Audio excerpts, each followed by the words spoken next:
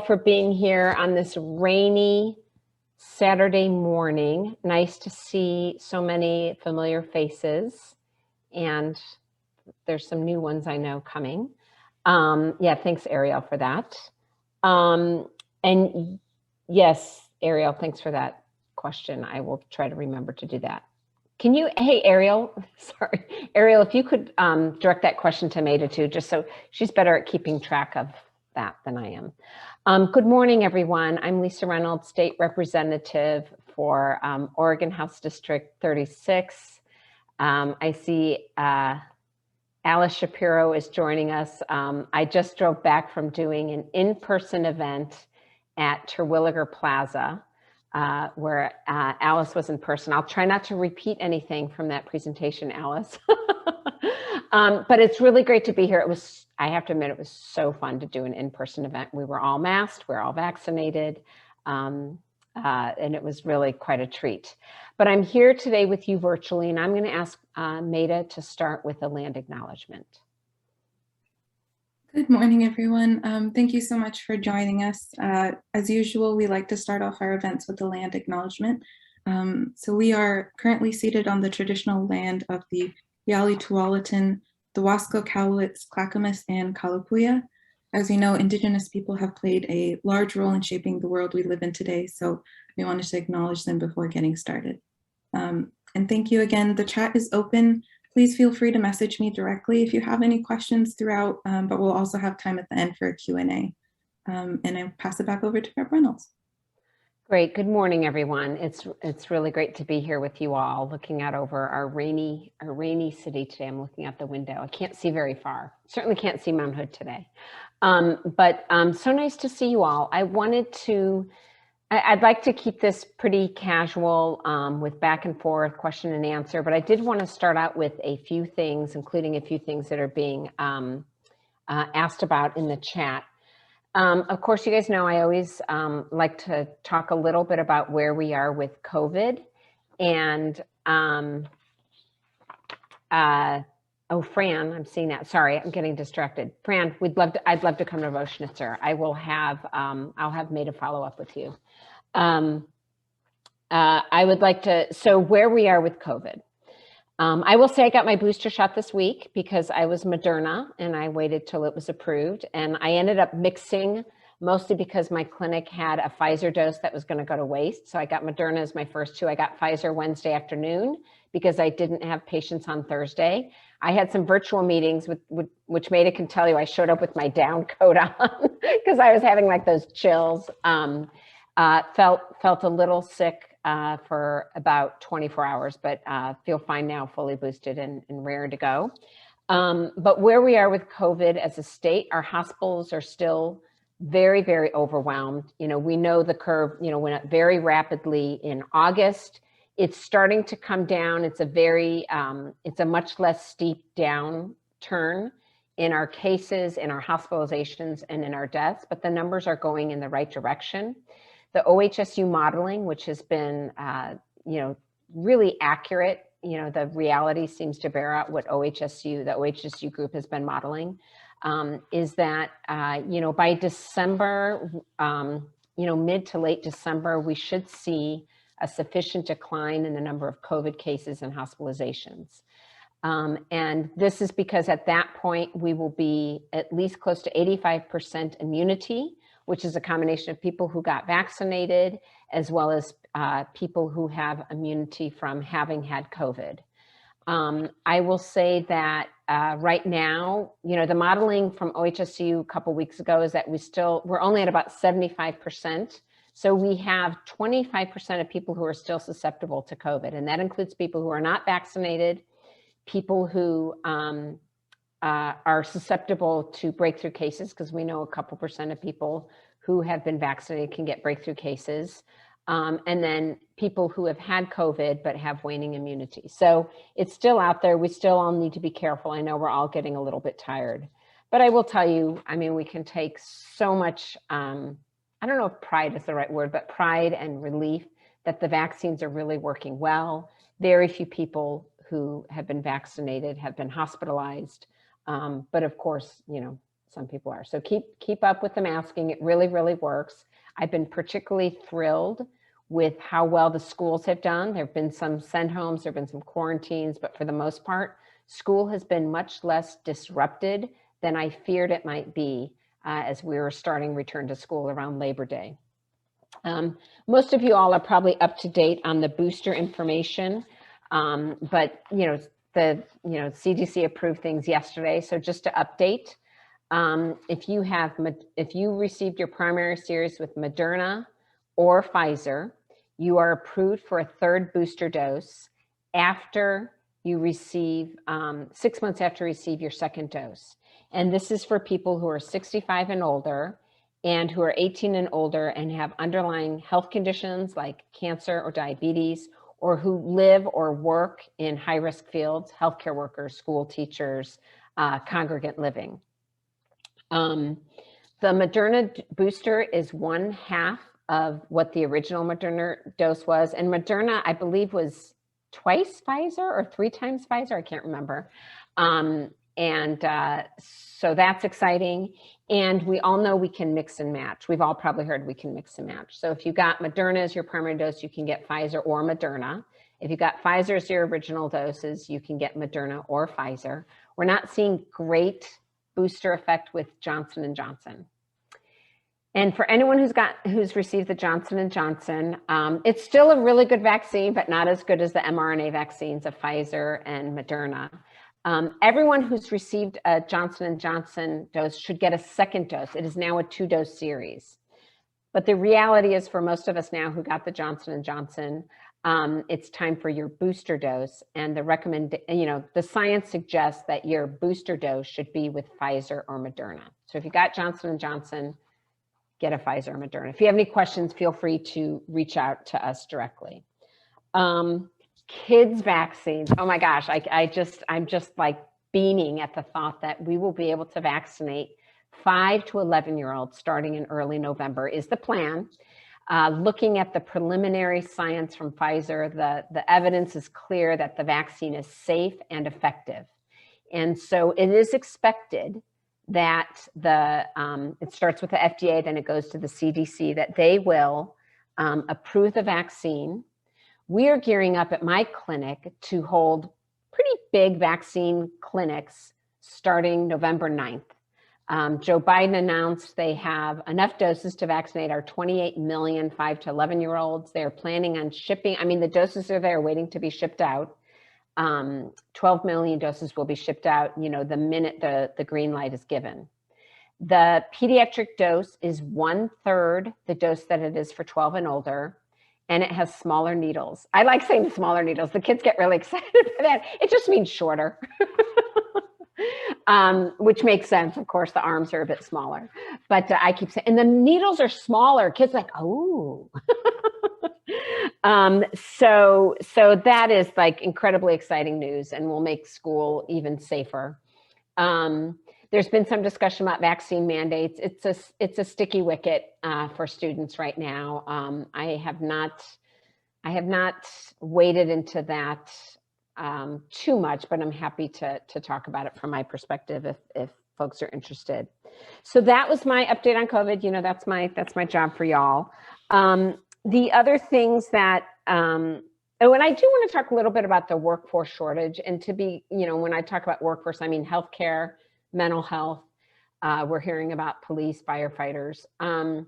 This concept about the vaccine mandate, I'm so mad at the headline saying vaccine mandate forces people to get fired. I think what I keep saying is the headline should be, I'm going to make it way longer than it should be, but the headline should essentially be those who refuse to be safe for the people they take care of, for the people they defend, for the people they get called out to assist, have chosen not to be safe for their constituents, for their patients, and so they are not fit to be in this role. And that's really what the headline should be, but I'm sure there's a shorter, quippier way to say that.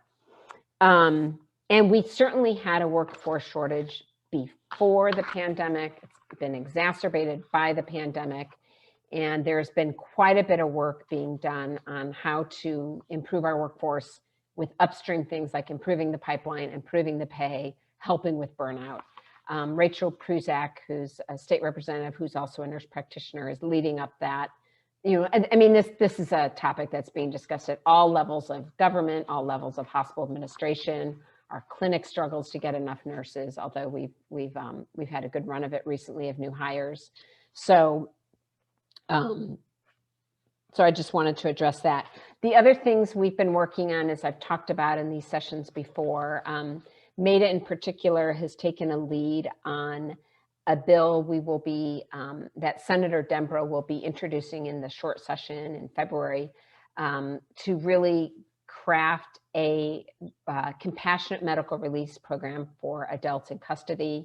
It involves a review by a medical review advisory committee. So making a medical determination as the primary tool to decide who should be released from prison early because of their medical status.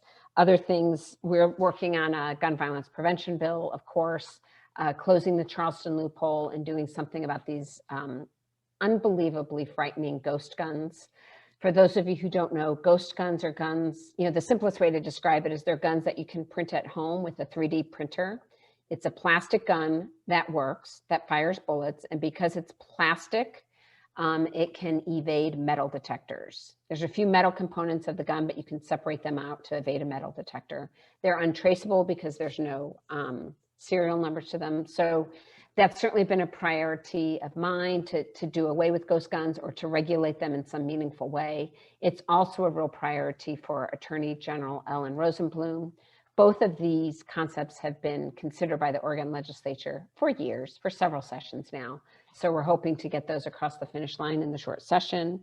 And that, I'm also working on some water things. I'm working on some financial literacy for families around helping improve their financial status, including better accessing some federal and state tax credits. As you know, I track COVID closely. Oh, also, I've weighed in on a really important measure being considered by the Washington County Commissioners. So Washington County Commissioners, and my clinic is in Washington County, and most of my patients live in Washington County, are looking at banning flavored tobacco products. So flavored tobacco products, they're crazy. If you walk into a 7-Eleven or Plaid Pantry, you'll see the racks full of these flavored vaping products that you put in one of those e-cigarettes or vaping pens. And they're like, cherry cola flavored, and they have cute Fruity Pebbles names and things like that. I call it the ultimate gateway, right? Because a teenager's like, oh, I want to try the Fruity Pebbles. Well, they have really high rates of nicotine and are highly addictive. And even though you can't buy them if you're under 21, as you can imagine, kids under 21 really get their hands on these a lot. They're obviously directly marketed to kids who are under 21 who don't like the tarry taste of unflavored tobacco. And we know the younger you are when you're exposed to nicotine, the higher your rate of addiction. So banning the sale of these products in Washington County would be great. Multnomah County is looking to follow suit. The state looked at a ban, I believe, 2 years ago. And we're hoping, though, and we weren't able to pass that ban due to the walkout. We are hoping that as these two counties adopt this measure, it'll be kind of a slam dunk for us to do a statewide ban on flavored nicotine products, as they've done in New York State and New Jersey, and I think maybe one other state. The city of Chicago has banned them. So we are not, we're not at the front of this, but we would be near the front of making these important public health changes. So I think on that note, I know I haven't been watching the chat. I'll try to scroll through there. And I don't know if Maida, you want to filter through some questions, or if people want to raise their hands, I'm happy to take questions. We have a few questions for you. One from Kevin. Could you talk a little bit about the special session that might be happening? Great. Great. And Kevin, if you want to chime in or after or while I'm speaking, feel free to. I will say that, so here's one of the frustrating things about government. I know we all have a lot of frustrating things, but we have a lot of money available for rent relief, so that renters and landlords can be reimbursed back rent that hasn't been able to be paid because of the economic downturn of the pandemic. And we've had renters apply for this relief so they can pay their landlords and they can stay in their homes. And the money's all up here, and the amount that has actually been allocated to the renters is quite small. I can't remember the latest percentage. I mean, I think it was like 20%. Maida, correct me if I'm wrong, or Kevin, if you know. So because there's this big lag between money that we know is coming and money actually getting into renters' hands, we are talking about, yet again, extending the moratorium on evictions. Why evict someone when we know if we have a little bit more time, that landlord can get that back rent? So apparently, my understanding is in order to extend that eviction yet again, we may need a special session of the Oregon legislature. We may also need that special session to make other changes in the program to get the resources where they need to go.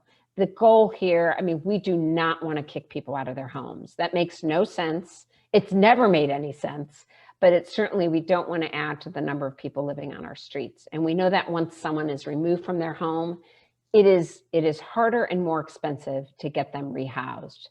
And that is why so many resources have gone into keeping people in their homes. It's just the gears of bureaucracy are moving way too slowly, and it's frustrating. But I share your frustration on this. John, I guess we have to unmute you there. Just a question. Is the extension going to be limited to those who have filed for these subsidies? So it's not an unlimited, I mean, are there going to be sideboards on the extension? It's not clear yet. I think all of that is being worked out as we speak. At some point, the landlords have to get paid, and it's got to unwind. I hear you. Absolutely. I know. And I don't know. I mean, I think it's a great question. I think what John is saying is, if this program became available, the latest iteration of the program became available in the spring, there also was landlord relief offered in January, February. So should we just extend the eviction moratorium for those people who have started the process of getting relief? And I just don't know the answer to what we're going to decide on that one or propose for that. But I agree. I mean, I agree that landlords deserve to get paid. There's no question. So this is frustrating, to say the least. And Representative, we did have a question from Norman kind of asking what your plans are for re-election after redistricting and the new district lines. Yes, redistricting. I know. When I was at Terwilliger Plaza today, they said, "Are you going to still be our state rep?" I'm like, "It's going to be Dacia Graber in the new lines." I mean, I'm still here for another year. So I will be, anyone who's a current constituent, I will be your state representative for at least another year. I am looking at my options. As those of you who follow this kind of arcane process closely, I was drawn into the same district as Maxine Dexter, who is a fellow Emerge Oregon sister, a fellow physician, a fellow state legislator. She's technically a freshman, although she took office about 6 months before I did, because her predecessor, Representative Mitch Greenlick, passed away in May of 2020. Yeah, how would I run against Maxine Dexter? Like, we need a doctor. No, it's not that. We need more women. No, it's not that. So I'm not really relishing running against my friend and colleague and someone who I've worked on so many issues with, Maxine Dexter. So I'm thinking and figuring out, I want to stay in the legislature. What does that look like? I'm figuring it out. Expect an announcement soon on that. Thank you. Great. And then to kind of go back to the COVID question real quick, Mark was curious if the protocols are going to change after we reach herd immunity later this year. Great question, Mark. And I don't know, I think you could argue that, we had our criteria for reopening more fully in the early summer. I mean, I do remember that feeling like I went to my health club without a mask. My gym, I should say, a health club is like a Midwestern term. And even though I felt funny, and one of my friends who went with me still wore her mask, and she was right. And so there was that golden hour. I don't know. I think we're going to really have to look. I think that the Delta has changed everything, and Delta will still be here, and Delta is highly contagious. I can tell you, I personally don't envision taking off my mask for a long time. I don't think schools will go mask free at all this school year. And I probably won't take my mask off seeing patients for a very, very long time. Certainly not anytime soon, but you know, this is the healthiest I've been in years. And that's in large part because I wasn't seeing, sorry, there's a little bug. It's in large part because I wasn't seeing many patients in real life. That's one reason I wasn't getting sick, but it was also my mask and my face shield. So I don't know yet. I mean, I think I really love to be science-based, and at some point we need to make decisions on when we're going to lift restrictions on indoor dining, on masking in public places. I just don't know how that's going to look with the high rate of contagiousness of the Delta variant, which Alice was asking. Yeah, I mean, Delta has changed everything. Nice to see Lisa Rockhour's name here. Senator Wyden's, I don't know Lisa's title, State Director. I do want to give a shout out to Senator Wyden. You have heard me all talk about the really tragic poisoning of Cottonwood School's playground.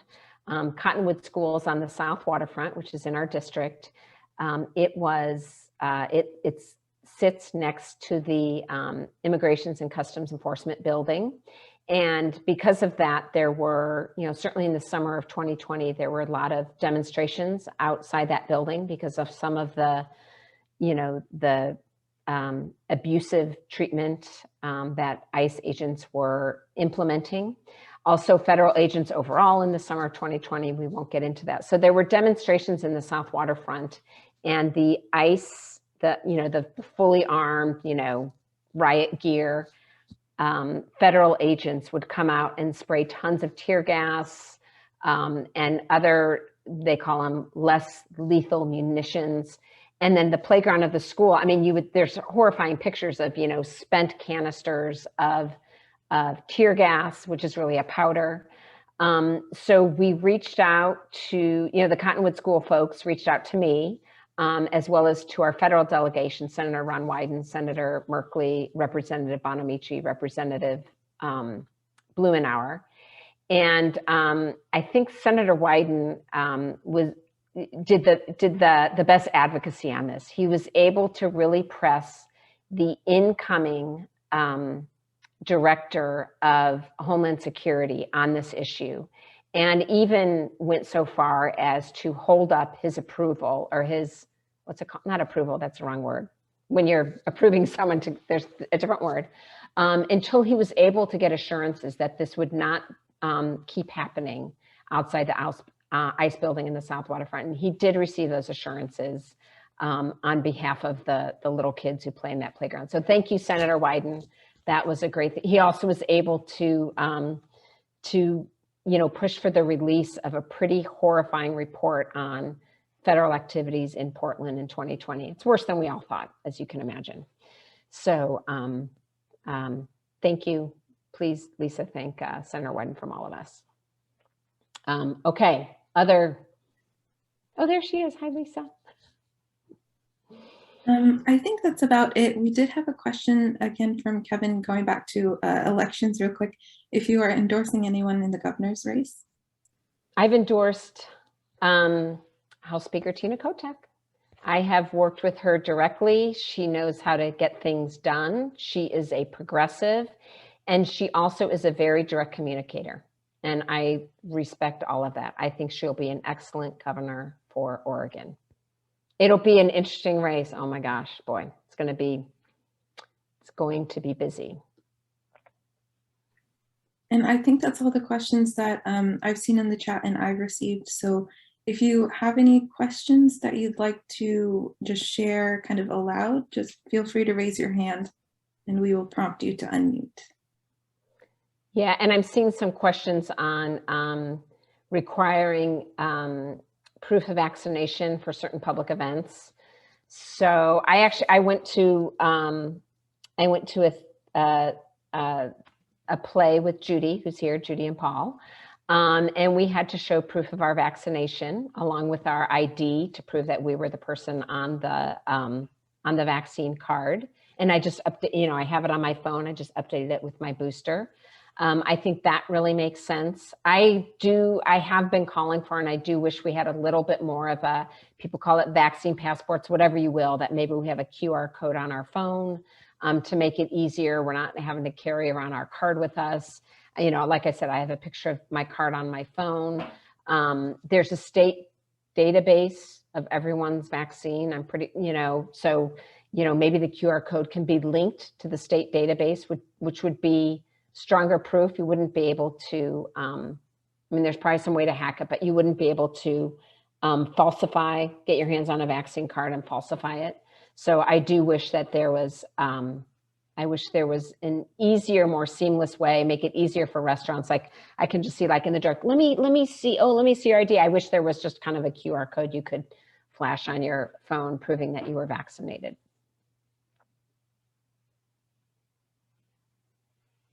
And then I believe we had a Howard raise your hand. I think you can unmute now.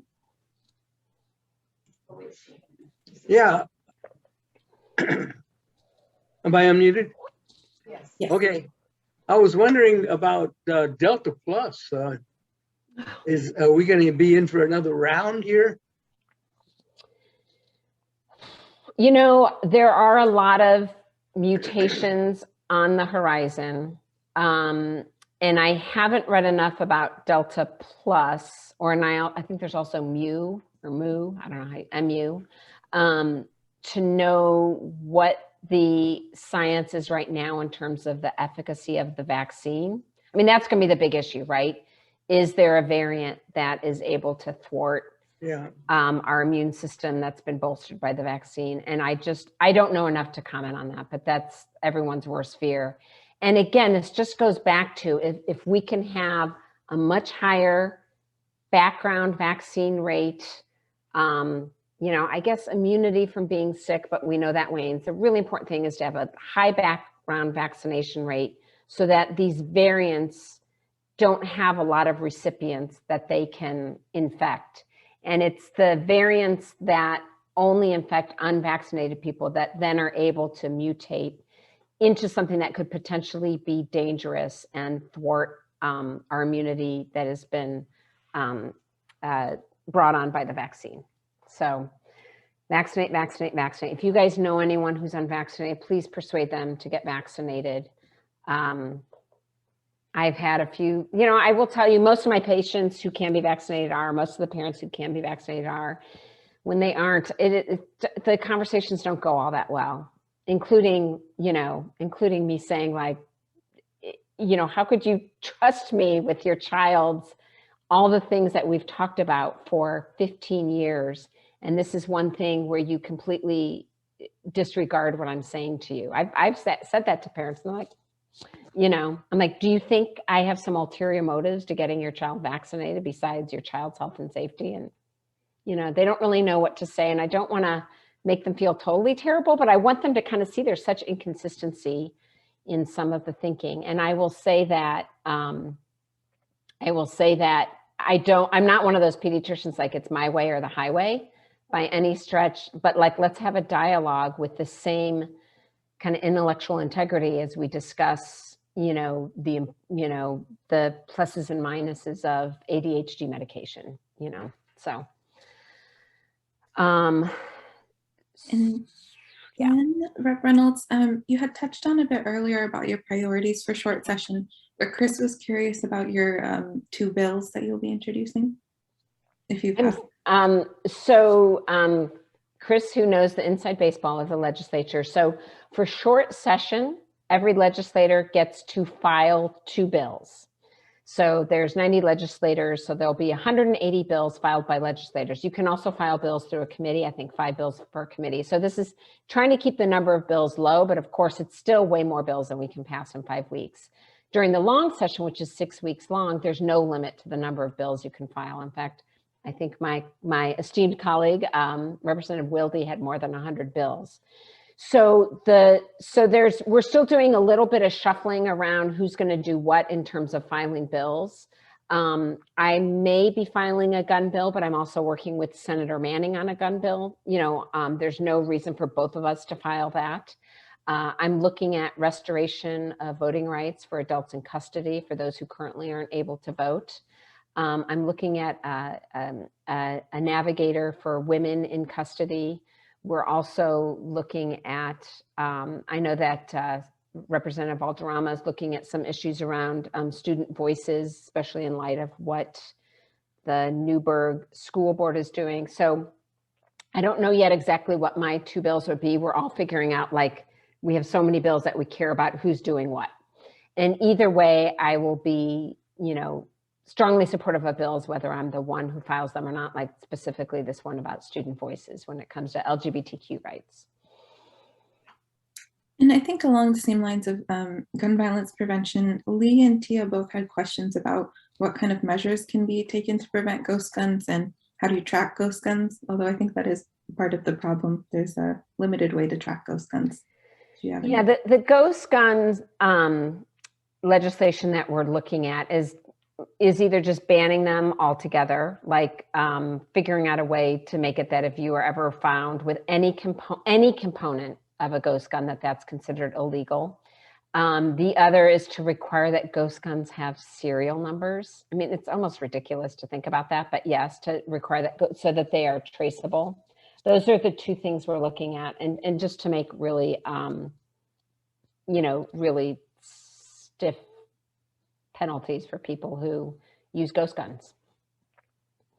Thank you. Oh, Lisa Ruckauer called out. Yeah, the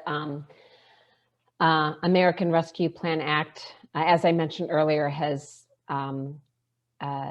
allocated many dollars to every state, including Oregon. And we had an interesting opportunity as state legislators, and I believe this is the first time, and I was told probably the last time it would happen, where we could influence where a certain chunk of that money went.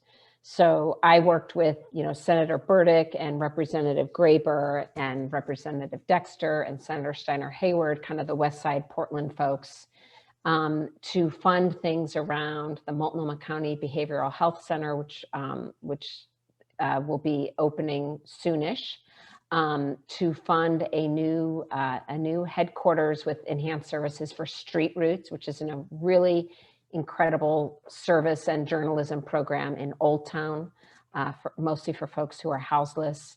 We helped fund what will be built on the West Side, a kind of post-hospital center for people who are houseless, so they're not sent from a hospital bed to the streets. There's kind of a step down from, they should never be sent to the streets, even hopefully we'll find housing for them in that post-hospitalization care.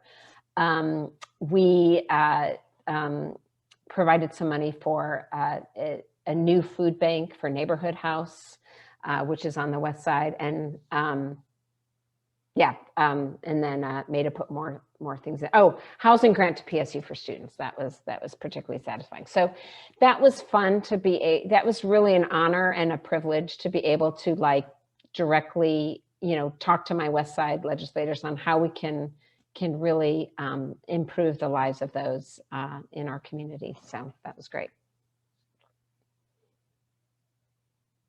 And in terms of the booster, Lee, I mean, I think this will, I kind of joked last night with someone.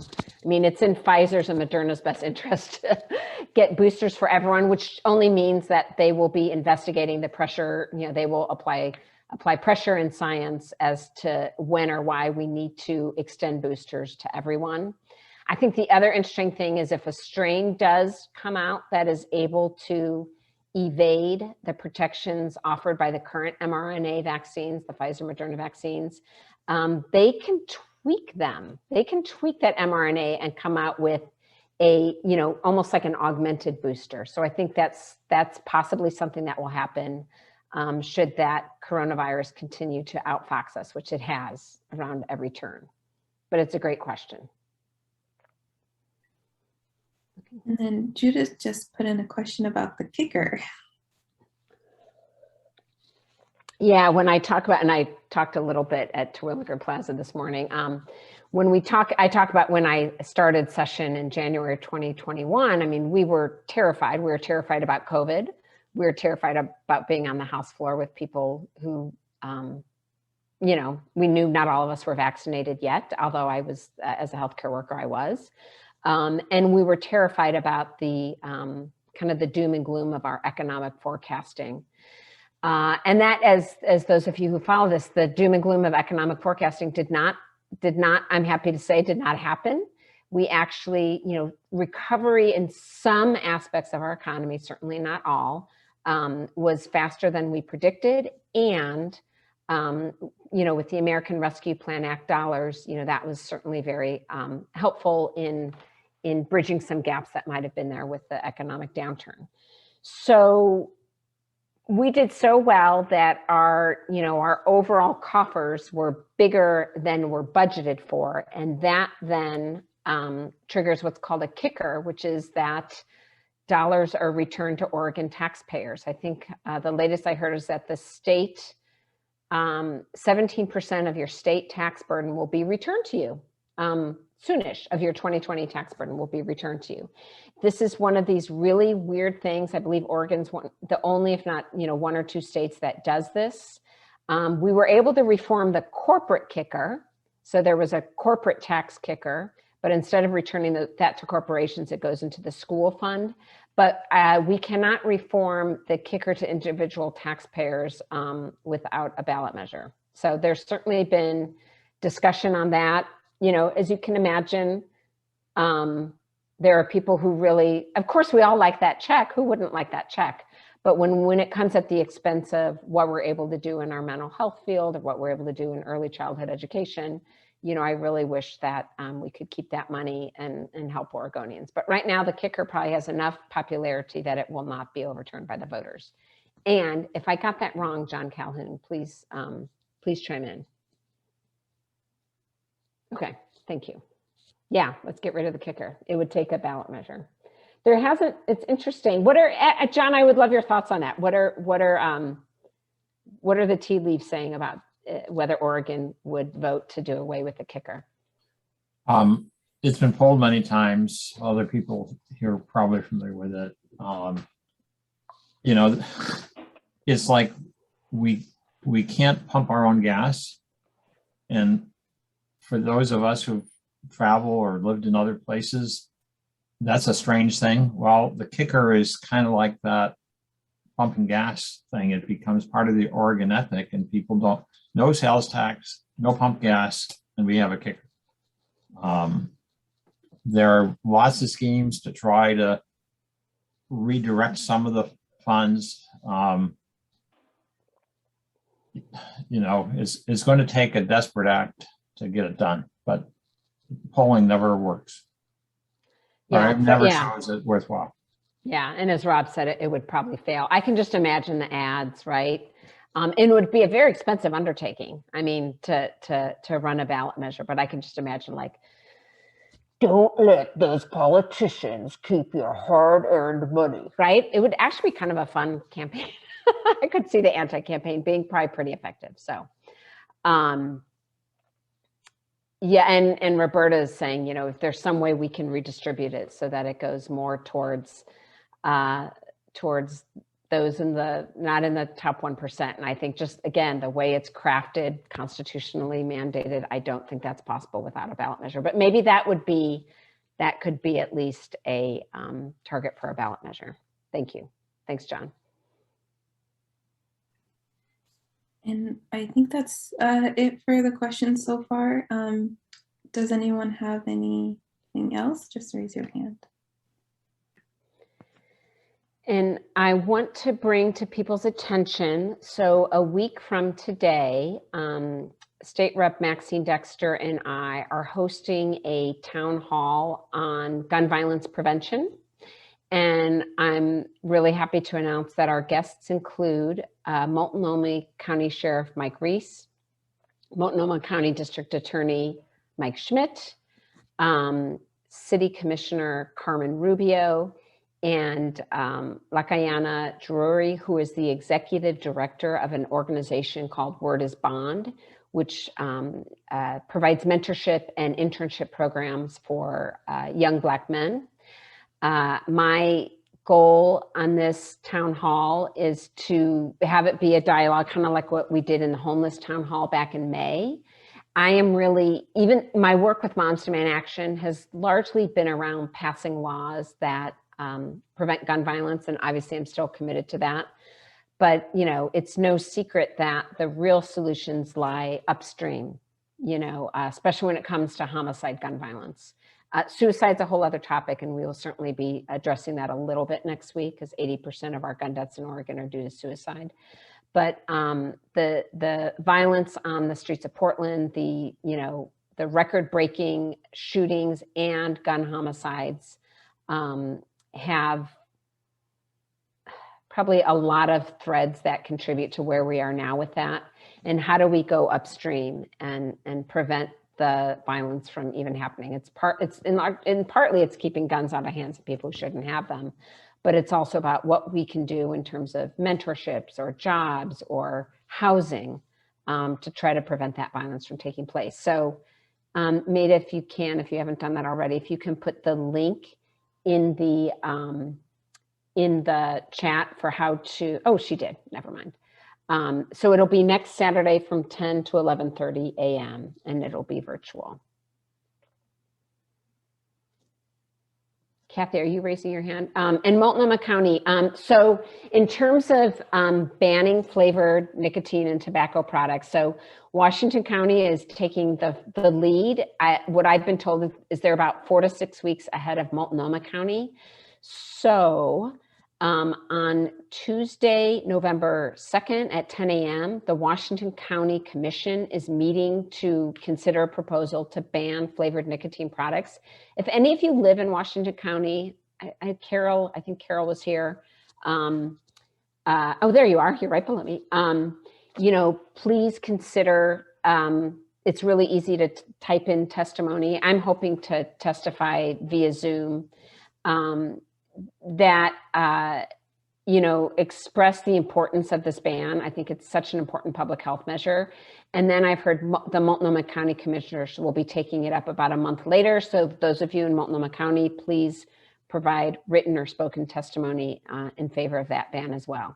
And I feel like if those two counties pass it, I'm certainly hoping by 2023 we'll be in a position at the state level to pass it. And we did have a question from Ariel. I'm going to ask her to unmute.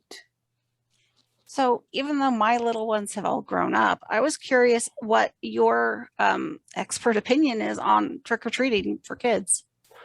Oh, that's a tough one. You know, I mean, I will just say that masks really, really work. Outdoors is safer than indoors. I think if I had little kids, and the little kids will not be vaccinated by Halloween, we certainly thought that might be the case. Great question. I think I would probably bring my kids trick-or-treating to a dozen homes of people I know and just do that. And then just as a public service announcement from us, we're also suggesting that people have some fun with it if you can't do that, and just play with your kids by having them knock on every door inside your house, and just have your family members, like, you know, everybody can mask up and they can just go door to door inside. So that was something that I was talking to a grandma about, and she's like, it's her first Halloween to trick or treat. She only gets one door. I'm like, give her all of them. That's a really great idea. I'm going to use that in Ariel. I'm going to use it in my Please camera. do. Yes. Great. I know Halloween is such a great holiday for kids. I will say I'm not really into adults in costumes, just saying. I'm not judging, but I personally, you probably won't ever see me wearing a costume, but I love seeing the kids. It's a joke at my clinic because, you know, I never get dressed up. Of course, I'm always worried that I might have, you know, a kid in the office who's really sick and like I show up in a funny costume, but, you know, luckily most kids are really healthy. But that's great advice.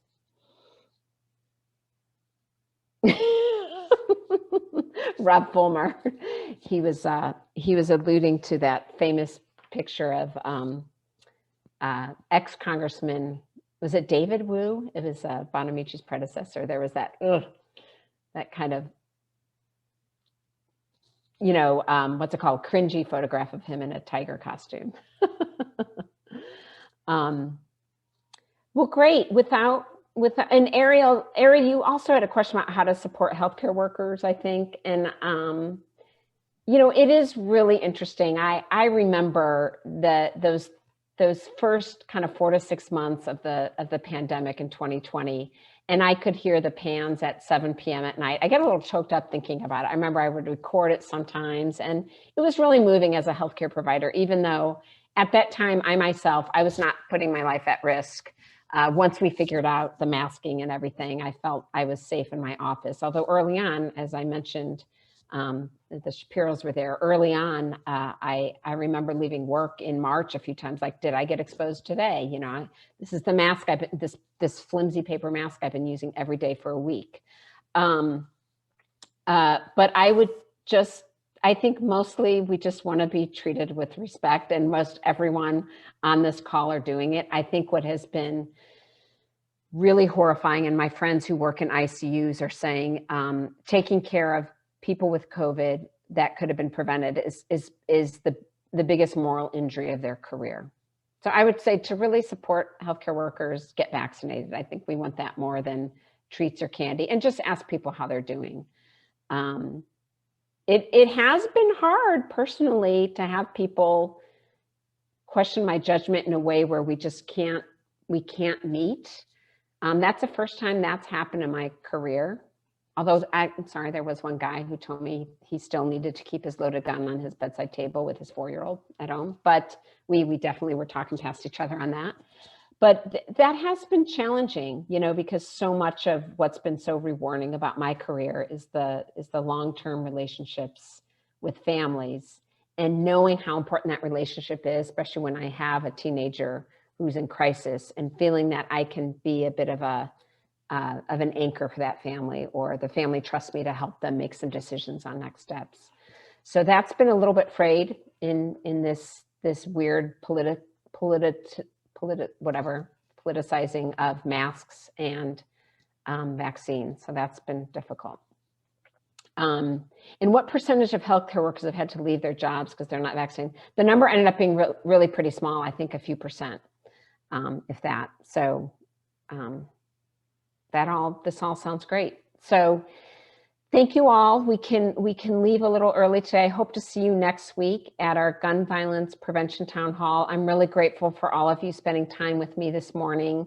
Stay tuned. You'll be getting my newsletters, and let me know if I can help with anything. I know, I'm seeing several people on this call who I've talked to about various issues that we will keep chipping away at, even if it doesn't result in legislation in the 2022 session. But we are Maida is a really hard worker, and we are chipping away at a lot of things behind the scenes, lots of irons in the fire. And I promise we are not giving up on a lot of these things. So thank you all so very much.